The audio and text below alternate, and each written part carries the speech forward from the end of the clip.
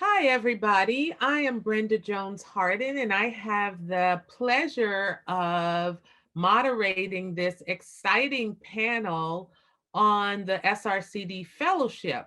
I've moderated panels on the SRCD Fellowship many times, but this one is particularly important for me because it's from the perspective of BIPOC individuals. So as a result of some suggestions by SRCD caucuses, we have an opportunity to hear from folks from BIPOC populations about their fellowship experience. So this is very exciting to me.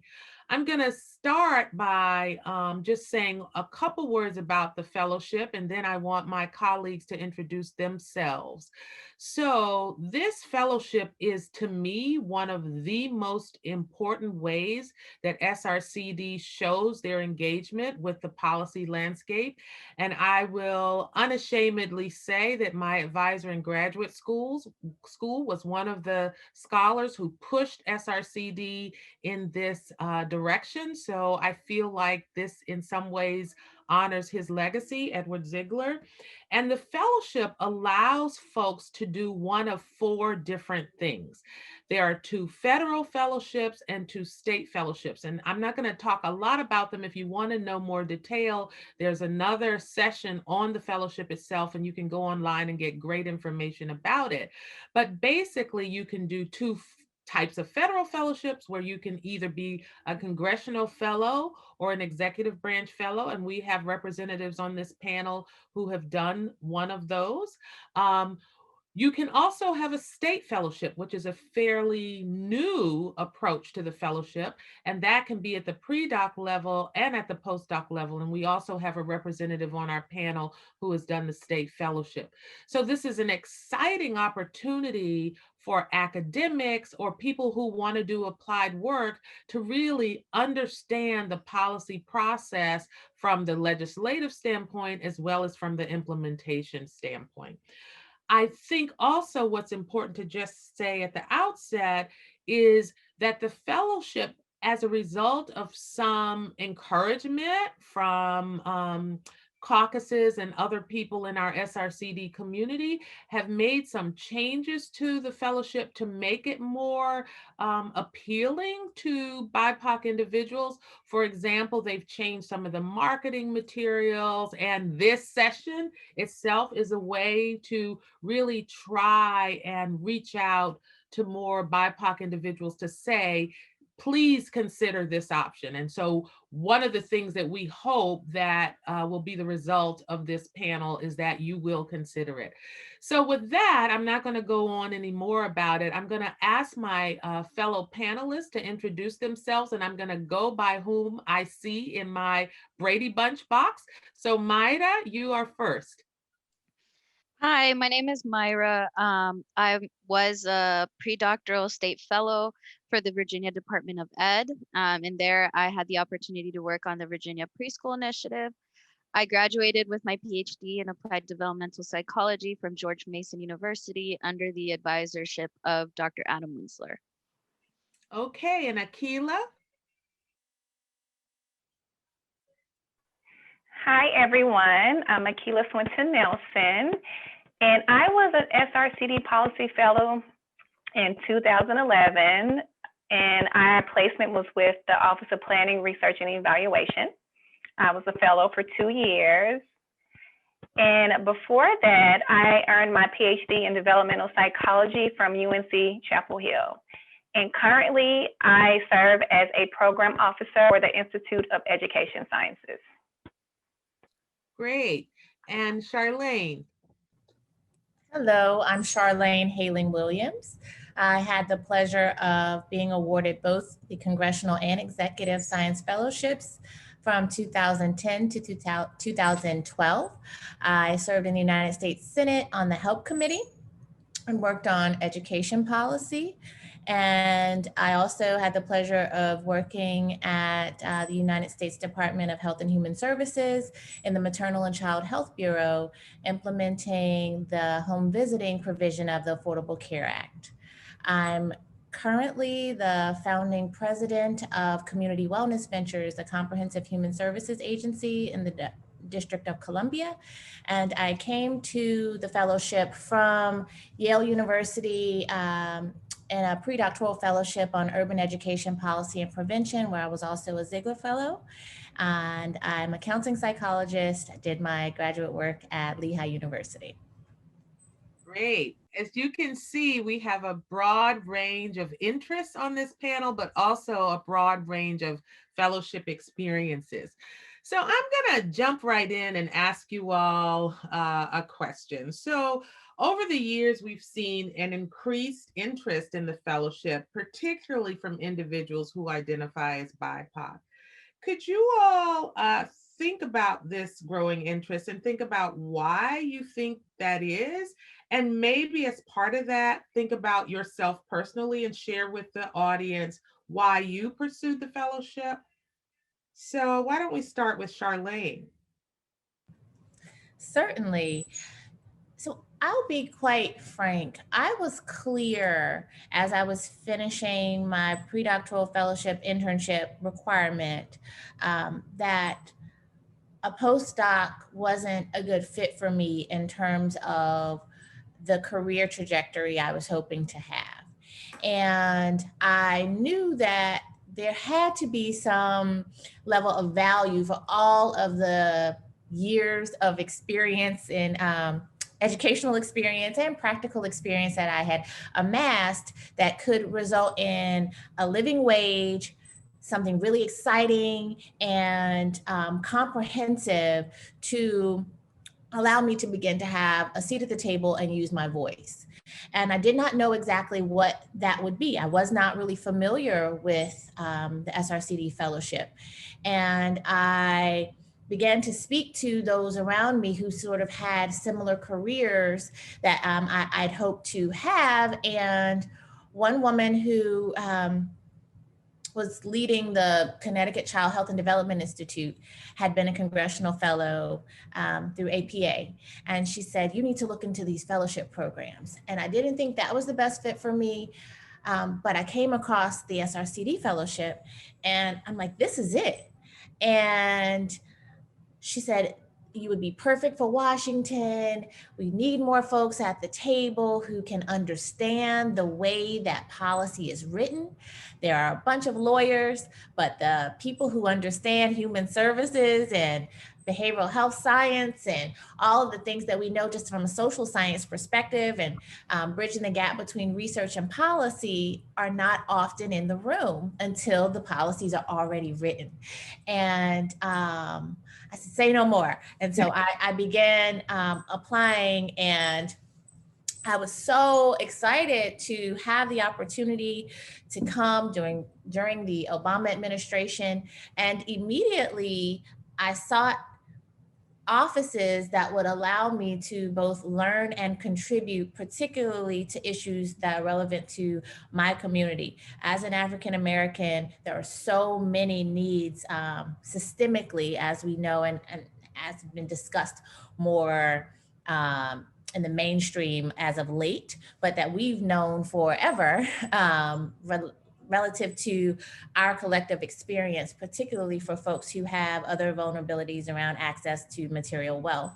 And so my experience working in education policy, while I'm not squarely identifying as an educator, when we think about the experience of little Black children and how Title I dollars are allocated and how the Elementary and Secondary Education Act is written in ways that really direct states on what actions they must take and how resources are allocated, including things around school-based health or mental health care and all of those things. It was just a really both eye-opening experience and amazing opportunity to contribute what we know. And what I say to any young doctoral student or candidate who's approaching graduation or early career even, we know a lot and you have a lot to contribute. And this idea is a farce that,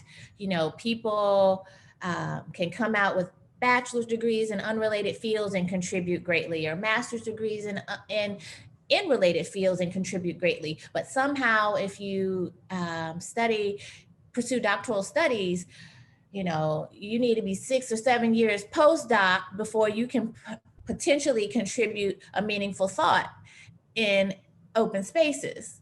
And that couldn't be further from the truth. And so, I'm here to build you up and sort of debunk that myth, because the skill and the discipline that's required to be a true researcher, to have the stick-to-itiveness, to excel academically in ways that are required to obtain a doctorate in our fields, are the skills that are required to press forward and push initiatives in terms of the policy space. And we're very much needed in that space. And that was reinforced through my policy fellowship experiences. Excellent. Thank you, Charlayne. And I could see you on that help committee. All right, Akilah, what would you add about this particular question in your experience? Sure. So yeah, I can only speak for myself, but I'm pretty sure that my experiences and motivations are very similar to others. So I'm going to take it all the way back. I attended predominantly Black schools for elementary, middle, and high school. And unfortunately, all of these schools were considered low-performing schools. So these were the schools people told my parents not to send me to. And my parents were advocates of the neighborhood school in public schools, and they said, they'll be fine. We're sending our kids to the neighborhood school. And obviously, I was fine. I turned out okay. And I think about that a lot because, I had some great teachers and access to really good curriculum. But of course, my family background played a huge part in how I succeeded. And I always had these questions in my mind. I always wondered, what can we do to make schools be better for all kids, regardless of their background, regardless of what the student body looks like, regardless of what the neighborhood the school is in? Just what can we do? So I attended Howard University, and there I learned more about research, and I was able to work with Black professors who were studying and really trying to answer the questions I had about Black students and achievement. And then I went to graduate school, and I went to the UNC Developmental Psychology program. Great program, great experience. But what I found is that I still really love research. I really do. But just so what in the what now questions were often left unanswered. And I just had this really idealistic view of what research could do to improve the lives of people. And I just felt like research was not being shared enough. And what about all these people who could use all this research, who could benefit the most from it? Often they don't have access to what we're learning in academia. So I talked to my advisor about it, and she knew that I kind of wanted to veer off to a more non-academic setting because I thought that would be a better fit for me. And she said, she was so sweet. She said, I can't necessarily help you, but I know someone who can. And she pointed me to a fellow grad student who she graduated about a year or two before me, who did the Policy Fellowship. And she talked to me about it. She was also a Black woman. And that's where I learned this will be a perfect fit for me. I really wanted to know how we could use this research to improve policy and practice, especially for people who need it the most. And so that's pretty much what led me to the Policy Fellowship. And so that's why I kind of say, although I'm speaking for myself, I do think there's a similar motivation, particularly for people of color. Yeah, Akilah, I think you're right on target. That so what question is what drives many of us to the applied world anyway. Excellently put. Okay, so I'm going to go to another question that maybe everybody can sort of chime in on. And so we know that fellows work in a whole lot of settings while they're fellows, from the congressional offices on Capitol Hill to program offices at the federal government level, research offices in the executive branch. Can you all just share a little bit about some of the projects you worked on? And let's start with Mayra, since we haven't heard from you yet. Yes, so I was working at the Virginia Department of Ed in the office of, at the time, what was called the Office of Early Childhood and Humanities, but now they're their own early childhood office in Virginia. Some of the projects that I worked on was trying to smooth the grant and enrollment process for the VPI locations, meaning making sure that the enrollment spots were that the enrollment numbers were reflecting the actual enrollment numbers so that we can get funding to be more accurate.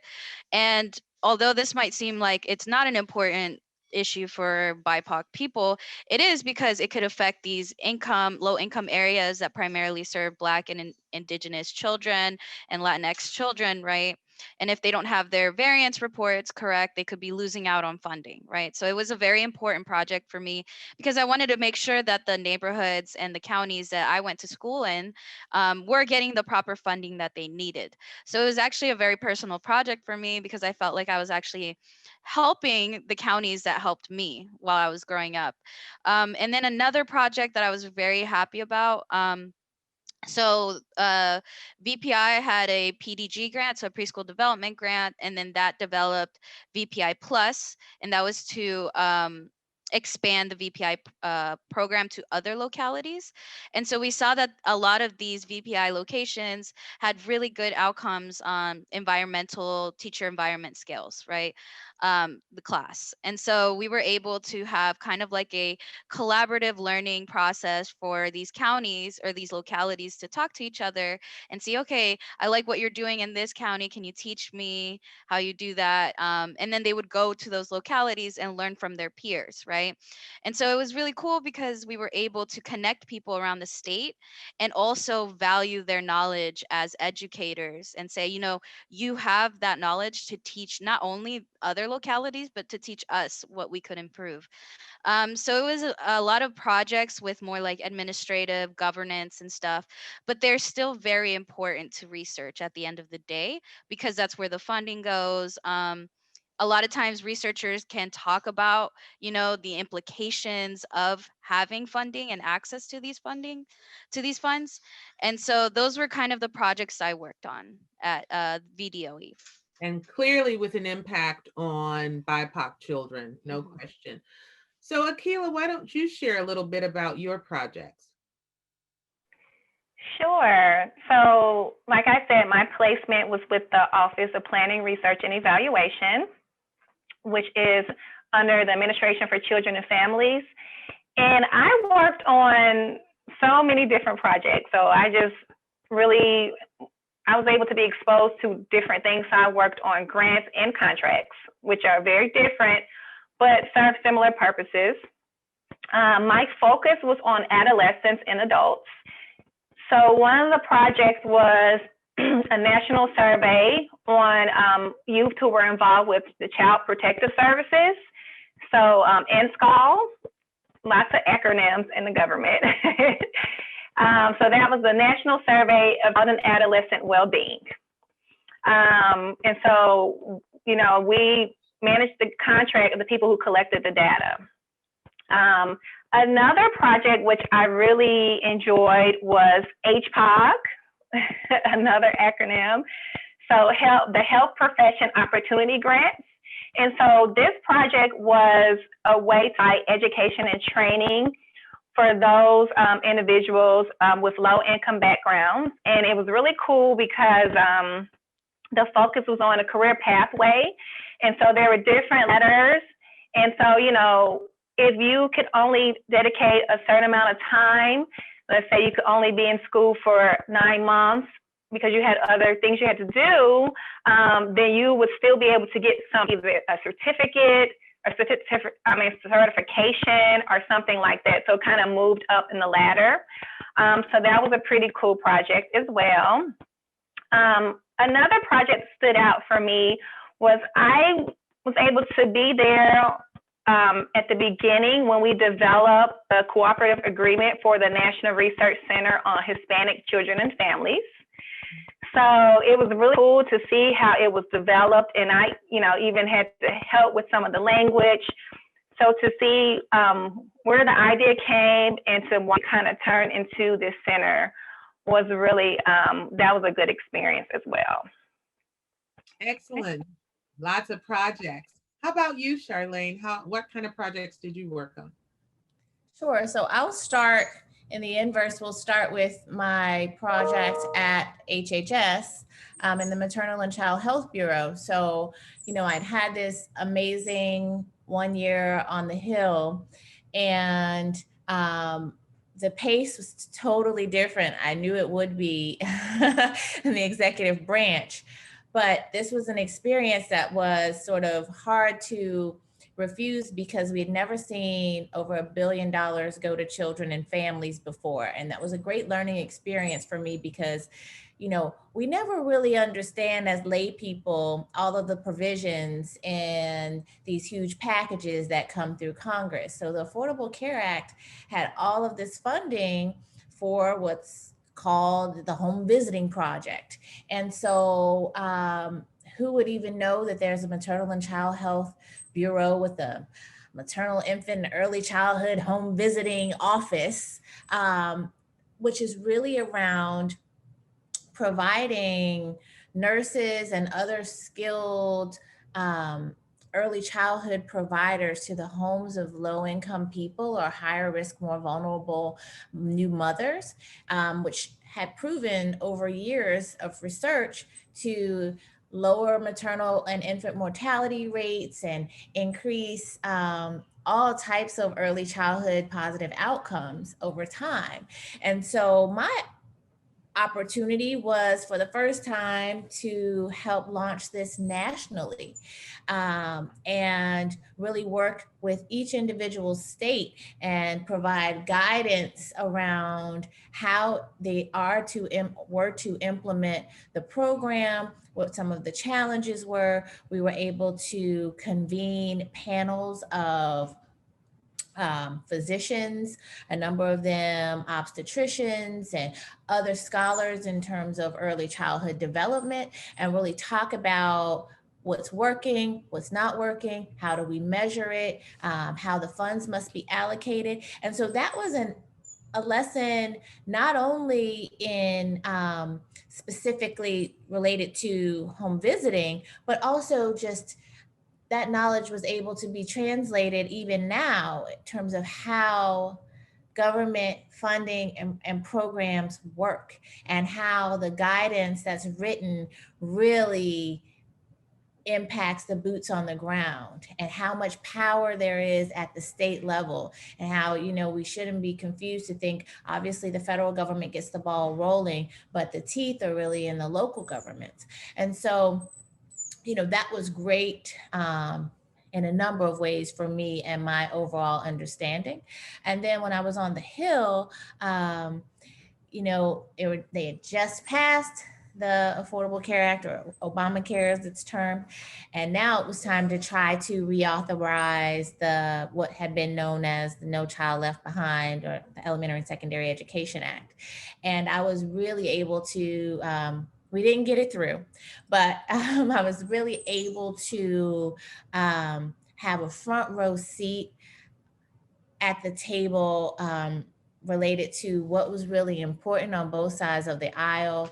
We had really regular conversations with the then Secretary Duncan and the White House, and both Republicans and Democrats, and some of the folks that we see even now on the news daily, their offices, and really understanding their perspectives and how they often don't benefit people who look like me when we're talking about things like the school to prison pipeline and overrepresentation of Black Black males in special education. And all of those are provisions or lines you can sort of put into the policies that where dollars must be allocated, or you want to set up offices for those things. And so folks will come back and redline and say, no, I'm not interested in that. That's a non-starter. That's a favorite word up there.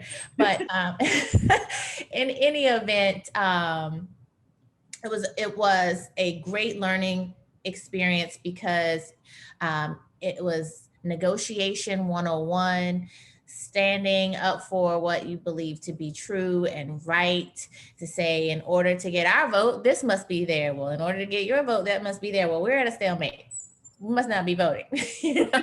And so that was what I spent my year working on. And the thing is, you know, besides getting, you know, ESCA reauthorized, all the while you're able to put together panels for hearings and briefings and bring folks together to shine a light on really important work that's happening in the country.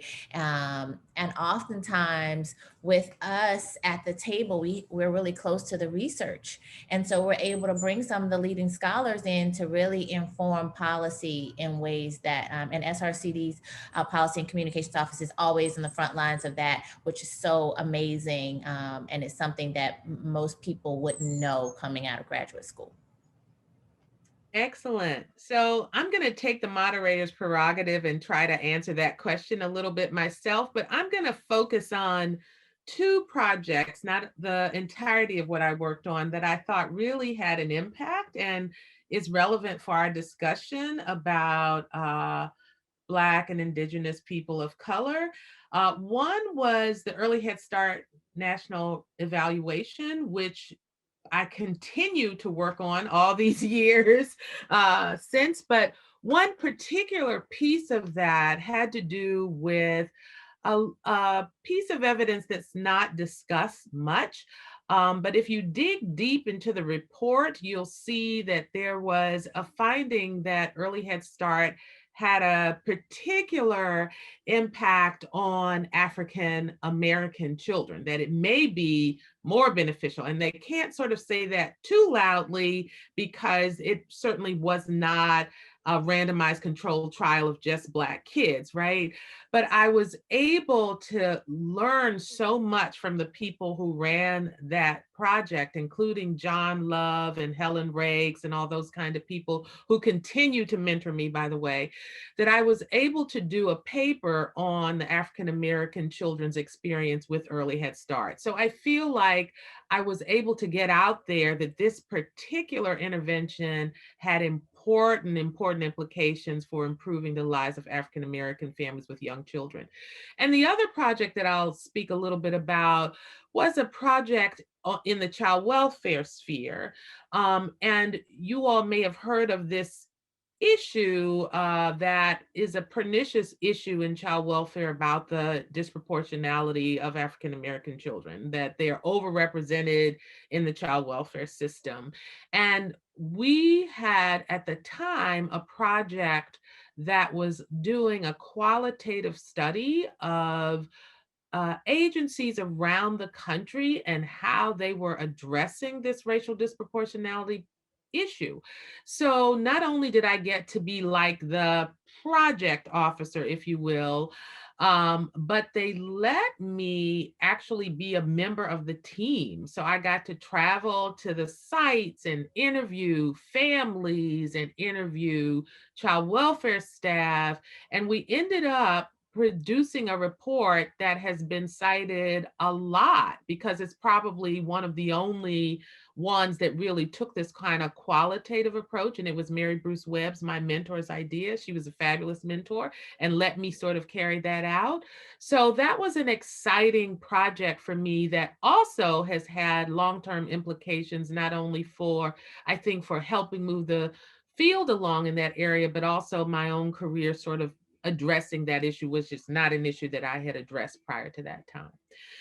So let's go to a different kind of question. So, you know, let's talk about what ways you think your projects, your portfolio of work illuminate issues that face BIPOC communities. For example, inequities, like some of you have addressed that a little bit, if you could go into that a little more, systemic racism, anti-oppression, those kind of things. Were there instances in which you saw links, very clear links with how policy was written, conceptualized, implemented, that kind of thing, and its impact on lived experience of BIPOC communities? And if so, or even if not, how have these experiences you had as a fellow shaped your way of thinking and approach to your work today for BIPOC communities? So I'm going to start with Mayra. How about you talk about that? Yes. So the fellowship experience was very transformational for me, specifically because of the time period I joined the fellowship program was 2017, 2018. And for those who don't know, I'm Salvadoran, specifically Afro-Lenca. So my dad is Afro-Lenca, so Black Indigenous, and my mom is Nawa. And during that time was when it was the family separation policy that was happening to Central Americans crossing into the US, right? So it was a very bizarre moment where I'm in this fellowship talking about child policy while at the same time my people are being detained in cages, right? Our children. And so it was this very weird moment in which I'm just like, holy crap, like all of these child policies really do have real experiences. And now I'm experiencing it with my own people, right? So it was this very bizarre moment where I'm in these very high places where we're talking about child policy and these like almost theoretical conversations, right? Oh, like, children do better in preschool, like all of these conversations, right? But I couldn't get it out of my head that there was people that look like me, there was people that look like my family in cages, right? And we know what family separation does to children and their development and all of that. And on top of that, I also had family that were in the caravans. So it was a very bizarre moment for me, a very intense moment. And I had to really think about, okay, what is our role as researchers, as people in these higher places that folks that are being detained have no access to at all, right? So it made me think about what is my responsibility to my community? What is my responsibility to people that aren't heard, right? That don't have access to these degrees. For example, I'm probably the first Salvadoran to graduate from my program and probably the only Afro Salvadoran to ever graduate with a PhD in developmental psychology, to be quite frank. And so I had to really talk to people in my office and tell them, like this might seem far away, right? The border seems very far away from us, but there's many Salvadorans and Central Americans specifically that live in Northern Virginia, that their families are being detained right now, right? And how can we talk about improving the lives of children when we're not contextualizing their lives right now? And so it was a lot of conversations with people that never really thought about that. They really just think about us as like immigrants, right? But there's like diversity within us too. I'm like, this is primarily affecting Afro Indigenous and Indigenous children. The 8 children that died in detention center were all Indigenous, right? And so it's like we can't ignore the details either in the data sets, is what I was talking. Because they're like, oh, the immigrant children are doing so well in our program. And I'm like, but which children? Right? Do they look like me or do they look like the people in power in my parents' home country, right? And that's a very important distinction to make. And fortunately, I had the opportunity that same year to go visit El Salvador while this was all going on. My parents are teachers, they're Montessorians too. They were taught in El Salvador, Montessori, and all of that. And so they took me to their school. And it was like this very full circle moment for me because a lot of community members came out and they're like, oh, your parents, they really helped us during the Civil War. Like they hid our children, made sure that our children were safe and all of these things. And they're like, it's great to see you fall into those same footsteps, right? So it really made me realize that like, even though we're just talking about research and these theoretical things, right? And sometimes in a vacuum we talk about these things, they have real implications not only for us in the US, but they also have implications for people outside of the US. People that come here, a lot of immigrants come here and they're like, I want my children to come to the US for a better opportunity, right? So it's our duty as researchers to make sure that the policy not only impacts American children positively, but also children that aren't necessarily born here that might be undocumented, right? Because at the end of the day, our policies will have a real impact on their lives forever, right? And so my experience was kind of intense, right? During that time, it really made me think of BIPOC communities a lot, just because it was personally affecting me. So it was a very interesting time for me. It influenced where I wanted to go, and that's why I wanted to do policy, because I'm like, I understand the actual impact it could have on my people. Yeah. Thank you for bringing the immigrant children into the room, but also thank you for reminding us that we have to look within the group and look at the heterogeneity within the group. Great. So Charlayne, how might you respond to that question? Thank you, Mayra. That was extremely powerful, and I think also an excellent illustration of the fellowship experience that we haven't discussed yet, in that we have the awesome privilege of sitting among our fellowship class and learning from one another and what everyone is working on throughout the year quite regularly. And so, the learning never stops. And even here, as I'm listening, that is informing my approach and, the quest, the unending quest for knowledge and self-improvement in general as we fight the good fight every day. So, similarly, I was pushed in a way which was also great. We always want to be stretched, right? So I had been very squarely focused on issues affecting the Black community and Black children and families, and that remains my area of focus and emphasis. However, I worked in the New Mexican senator's office, and he was the second senior most member on the committee. So we were largely focusing on national issues, as I discussed, but my office was focused on a largely Hispanic state or Latino state. And I was able to expand my knowledge base and visit the state of New Mexico quite often, really focus and see how rural communities are impacted by federal policies, and people of color, particularly from Latin backgrounds, what was similar and what was different, and how we could be maximally effective from a holistic perspective and advocate more broadly in that way. And so while I was focusing on reauthorizing ESEA, I was drilling down on children who were disproportionately affected by being, mischaracterized or placed in special education programming, and how that was leading to the school to prison pipeline. But also, just generally speaking, how every child in America has a dollar amount sort of pinned to them, a per pupil expenditure, right?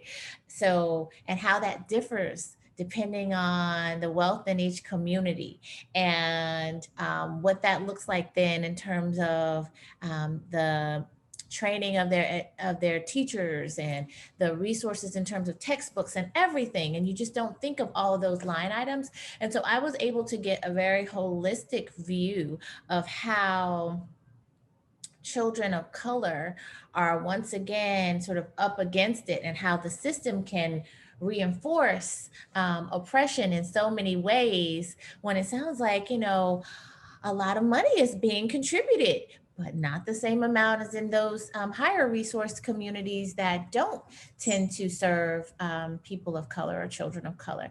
And so that was my experience on the Hill. And it was quite similar in the Maternal and Child Health Bureau.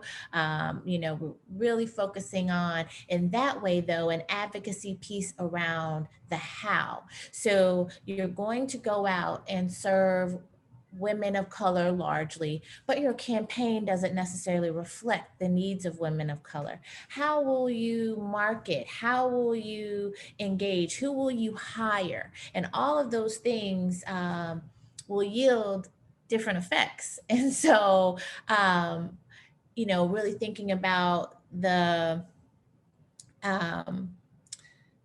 means by which we really thought about creating or curating the outreach efforts and having physicians be able to speak to the specific issues of Black and Brown or people of color, women of color in the perinatal health period, and even having posters and all of those things translated appropriately and so on. When you think it's like common sense, it's not necessarily, and we have a real place there to measure the impact. Great, excellent. Let's shift gears a little bit and talk about mentoring experiences. So how about if you talk about the mentoring experiences that were available to you, but also maybe reflections on how it could be strengthened, particularly for individuals who identify as BIPOC. So Akilah, how about you start talking about that a little bit? Sure. So I was just so fortunate. I mean, I had mentors everywhere.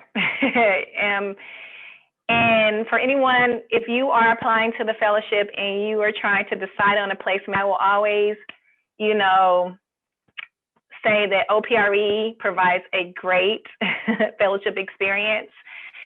They really believe in the fellowship. They treat fellows like staff members, and no matter who you're working with, whatever STED you're working with, they really mentor you and show you the ropes. And I really did feel like a staff member there, and I felt like, you know, I was learning and being able to be involved in things and was treated like an equal, not like some, you know, little recently graduated PhD student. So in general, OPRE just provides that great experience. But, you know, I could probably name a lot of mentors, but I don't want to forget anyone. So I'll just say that I had mentors before I even started. Like I said, my advisor pointed me to someone from her lab that had the fellowship before me. And so she mentored me. She helped me with my application. She told me about the interview process, which was intense. And so that was just so useful to have someone before I even became a fellow. And so I would say, and how you could improve the mentoring experience, that would be just a great idea to allow applicants to have access to people. I was just lucky that someone in my program was in the policy fellowship, but not everyone has that experience. So I think that would be a good idea to do. And then, you know, because the policy fellow just provides so many professional development experiences, I had mentors from SRCD. You know, we would go there, I think it was once a month, I don't know now. We would go there maybe once a month and have professional development opportunities. And we were able to meet so many people from different careers. And then we also had the AAAS, the experience as well. And so I met mentors there, you know, so you see what I'm saying here? Like, this program is just really, you'll find mentors everywhere. Everyone is there to help you, and you can really feel that. And so I could probably go on and on about that. In the interest of time, I'll stop there. But yeah, so I do think that, you know, I was just very fortunate. And I think other people have similar experiences as well in terms of mentors. Even mentors I still talk to this day. So yeah. Great, that's great. I'm an OPRE fan myself, Akilah. Okay, Charlayne, how about your experience? I can say that mentorship was amazing, and it continues to be. You know, I have to say that I still consider Marty Zaslow to be a treasured mentor of mine. You know, it doesn't end at the fellowship. Just there have been different career decisions that I've made over the years of the last decade, where I've had a real Rolodex, dating myself, right? Rolodex, but access to a real network of seasoned professionals. And I can remember how important it was, how much representation matters. You know, Brenda, you were there when I came in for interview. And I saw her we had like a little reception or something the very first day before interview started the next day. And it just sort of stress and everything went down by seeing myself in the room. And we were able at some point during my fellowship experience to come sort of, we'll call it to your lab, but to see you at Maryland and all of those things. Cheryl Boyce still sends me everything that's happening in the field that may be of interest for me to apply to, or a panel to watch, or an article to read. Those are things that keep me going and lifted up. And I think I've tried to do the same. During my time, there was a former fellow who was a mentor to me during those years, which was also very helpful. I'm not sure if that's still happening, but she was, you know, and again, not taking the same exact path, but she had been on the Hill, and then she went on to academia, and just bouncing ideas and keeping in touch over the years has also been really impressive. So just continuing to do things like this and keeping the network tight and strong. AAAS was also awesome to be a part of that partnership and have an interdisciplinary network. So microbiologists and physicists and veterinarians who are also walking the same path was also great. But in our particular field of study, I can't say enough about both the impact of representation and access. So every mentor you don't need to call regularly, but you're watching how they ascend and how they engage career-wise. And that has just been great, because it's like one of those checks, like just keep getting up and putting one foot in front of the other. You'll get there. Yeah, I also, like the both of you, had extraordinary mentorship while I was there. And because of that, I am very invested in mentoring new fellows and want to be present as much as I can, and have helped with applications. And certainly now I think you can get that opportunity through SRCD too. But also as a mentor to state fellows, which is a fun thing to do for pre-docs. Oh, that's just so much fun to mentor them along. So I think most of us who have come through this really want to continue to be a part of this important process, and mentorship is an exciting way to do it. So I'm going to turn to a question that I would like all of you to think about. Each of you has sort of landed in a different place in terms of your career path post-fellowship. What ways did the fellowship sort of help you with your career trajectory, or help you make decisions about it? Talk about that a little bit. Let's start with Mayra. So the fellowship experience definitely helped me figure out kind of what I wanted to do.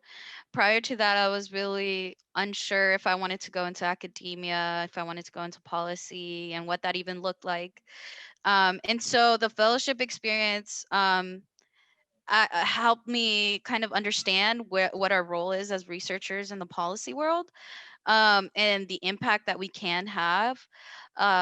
You know, I love basic research and all of that, and I commend people that do that, but I really needed to see like change implemented, right? That's something that it was really important to me to have like a hand in these conversations. And so when I saw the impact that I was having in my office at the Virginia Department of Ed, I really thought, okay, there is a space for us. There's a need for people to understand research, for us to translate research in more, I guess, in more colloquial language, right? So that people understand what we're talking about. And so it's been great to learn how we can do that. And so I haven't just done that in policy. I've also worked with, you know, grassroots organizations and explained to them like early childhood policy and why that's important, even though you're working on like employment rights or labor rights and things like that, right? And kind of explaining the research and how research works and how we collect data. And so it's been very great to also connect with other people that are doing the same work in different ways, and kind of having them understand not only, you know, my perspective, but us understand their role and their importance in this work. Great. Akilah, what about you? Yeah, so I would say the Policy Fellowship was the influence on my career trajectory. I mean, it was everything. So it was an amazing and life-changing experience for me. So I knew before I started the fellowship that I had to do research, but more than likely, I did not want to do it in a traditional academic setting. So what the fellowship did for me was expose me to this different world. I mean, in graduate school, you know, you feel like, okay, I have to be a professor. That's what I do next. So being a policy fellow, I realized that there's so many different organizations and people that contribute research, you know, and there's just different ways that research can be used to impact change. And I was also able to have all these professional development opportunities that I mentioned. So I did a ton of informational interviews while I was there. And I just talked to people from different careers because I really wanted to know how I could use my research skills outside of academia. And the job that I took right after the fellowship, which was conducting research for Prince George's County School District, that job was not even on my radar for job possibilities. Like, I would have never thought, oh, you can go to a school district, and some school districts have research and evaluation offices. You can do research there for the school district. And that was just such an awesome and rewarding experience. And what I wanted when I left the Policy Fellowship, I wanted to kind of be more on the ground, really see applied research in work, like how it works. So that's why I took the job with PG County School District. And it did not disappoint. And I really I was able to see how school districts use research or even ask for research. And trust me, we still have a long way to go. I was about as close to the ground as I could get. And there was still like a disconnect between research and practice.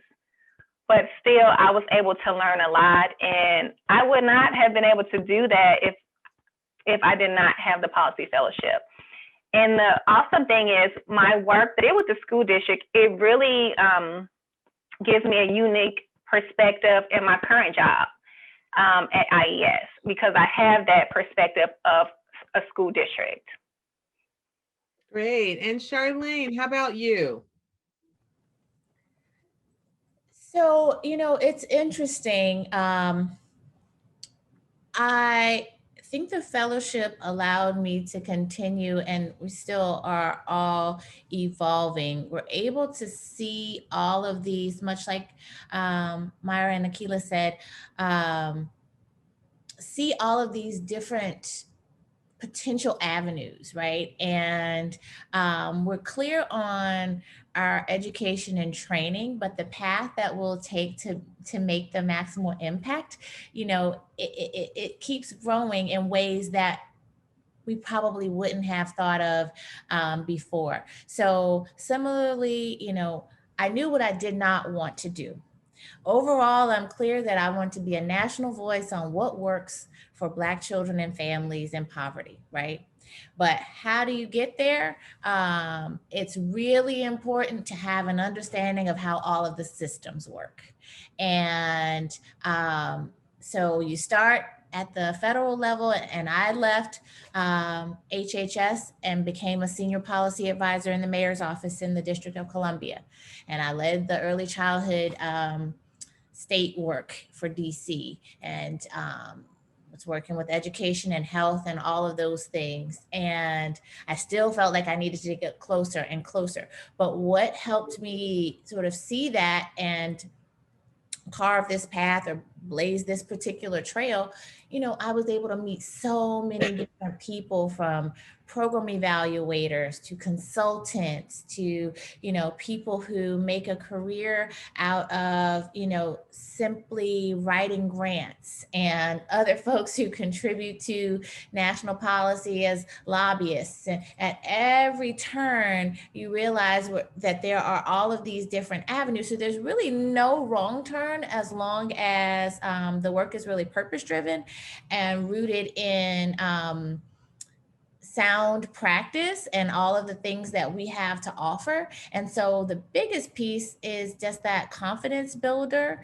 and some of those translational skills in terms of being able to communicate what we know to be true, to be able to ask the right questions, investigate and evaluate what it is that we try, and then go again.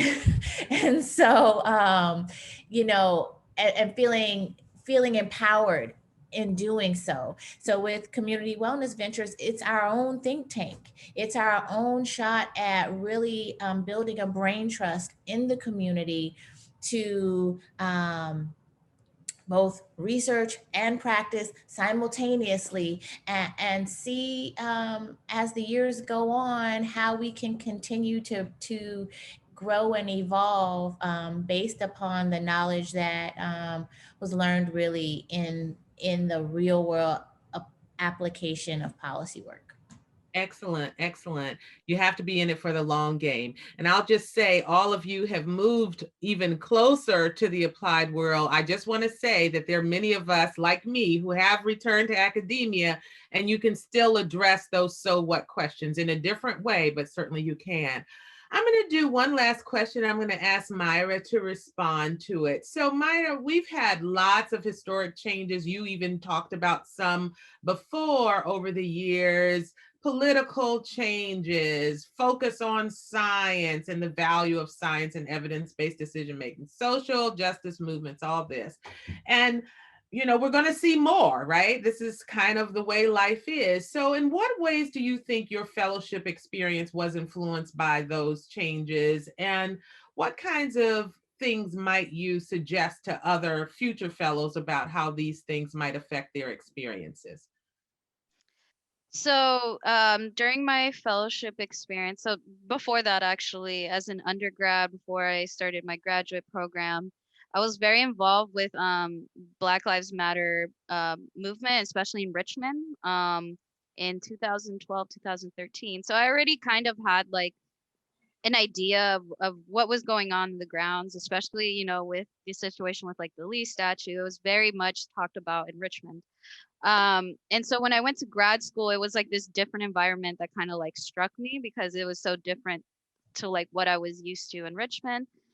And so I learned very quickly that a lot of people don't really understand what's going on the grounds, right? And so my best advice a lot of times is just listen to what they're saying.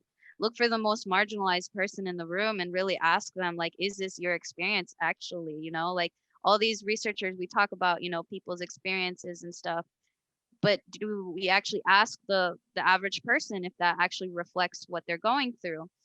And so because I started thinking about data, like I mentioned, disaggregating data, how like not all Central Americans are the same, not even Salvadorans, right?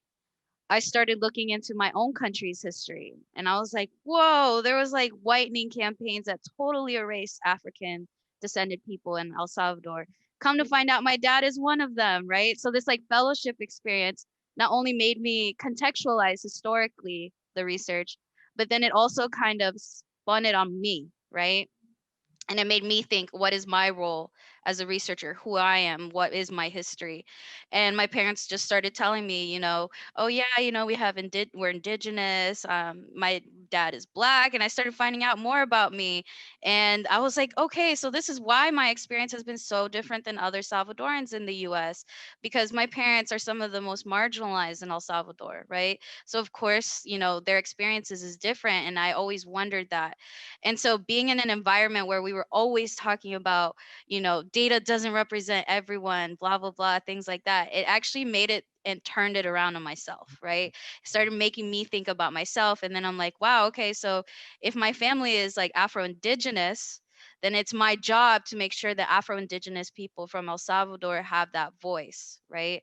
And so because I started asking about people's experiences, I learned more about myself, and it made me more confident as a researcher. Like, okay, I really do have the power to help my own people, right?